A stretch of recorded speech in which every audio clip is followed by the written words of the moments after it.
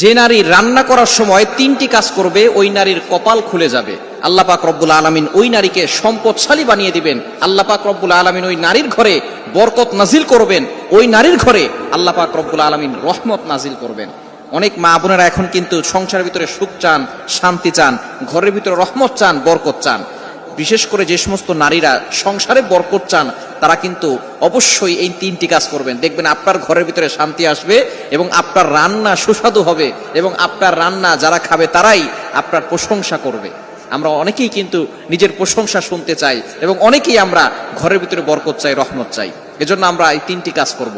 Number 1, 1 number হচ্ছে আপনি যখনই রান্নাঘরে প্রবেশ করবেন তখন আপনি সালাম দিবেন। মনে রাখবেন রান্নাঘরে কিন্তু চুলা আছে।